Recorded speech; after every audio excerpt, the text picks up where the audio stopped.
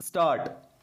Mr. Vice Chairman, sir, I am very glad that you have at least given me 5 minutes to speak on the working of the Ministry of Commerce.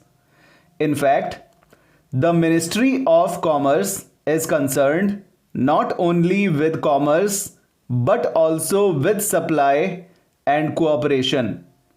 I wanted to say a few words on cooperation, but I was told that I am not allowed to say anything as far as cooperation is concerned. My honorable friend is a dynamic minister, and I personally feel that I should point out to him to two things, particularly in regard to the entire working of the textile.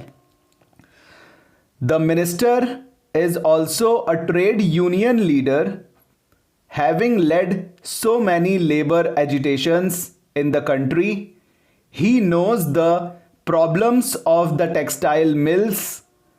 There are so many sick textile mills in the country, and the National Textile Corporation was set up with this end in view that those sick units should be nationalized and taken over by government. The result of this policy is, as the honorable member who just proceeded me said, that every year rupees 6 crores worth of loss is being incurred by government. It was done with a view to seeing that the labor was not thrown out of jobs and safeguarding the interests of the workers. Otherwise, the private mill owners used to say on one pretext or another that their mills were not working properly. They had invested in machinery, whatever money they could get. They had gained so much profits out of these mills, and therefore they wanted to close these mills and throw their workers out of jobs. Government, however, thought it proper to take these sick mills over and continue these workers in their jobs, so they are incurring losses. My only plea to the honorable minister is that instead of investing money in the modernization of these textile mills, the government should step up new textile mills in the public sector wherever raw cotton is being produced, so that the farmers will also get remunerative prices, the workers will also get jobs, and the industry will get decentralized instead of being centralized in places like Bombay and Ahmedabad. Whenever these mills are closed by the private textile mill owners, so many agitations and other things take place in the cities and they create law and order problems. Therefore, this matter should be taken as a particular case by the honorable minister. There is one more point regarding the production of control cloth, about which so many honorable members have spoken.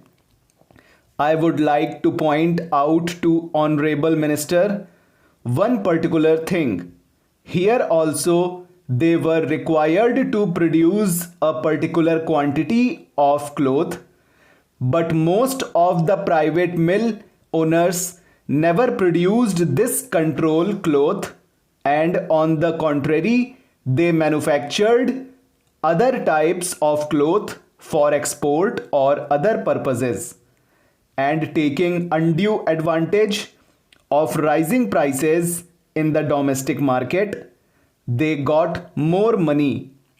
They were prepared even to pay fine to the government. Even the fine has not been recovered from the textile mills, and in the meantime, these textile mills have been declared sick, and government had to pay something like 6 crores of rupees to them. All such unscrupulous things indulged in by the private textile mill owners should be dealt with severely. I do not know why it is not being done, and also I do not know why the Honorable Minister, who is a champion of nationalization, is not coming forward with legislation for nationalizing all these textile mills so that he can give protection to the workers and production is according to the requirements for export purposes as well as domestic purposes. Instead of giving a free hand to the private trade and these textile mill owners, the minister may consider this point. Sir, another point is with regard to power looms. The power loom sector also is a very important sector. 1 million workers are engaged in this sector, and if yarn is not made available in time, these workers will be thrown out of employment and the power loom will be closed. So many times it has happened. When we see the policy of the government of India on this, it is somewhat strange. Of course, I am not here to speak on the finance bill, but they are levying so much excise duty from them and they cannot compete with the composite mills. In the case of yarn, particularly well in time, through the apex cooperative of the handloom cooperatives, just as he has made this arrangement for handlooms, he can also come forward to make such an arrangement for the power looms also. As far as production of agricultural commodities which are meant for export is concerned, I find, for instance, that export of sugar and tobacco has fallen. I humbly request the Honorable Minister to boost export by a method which does not harm the people.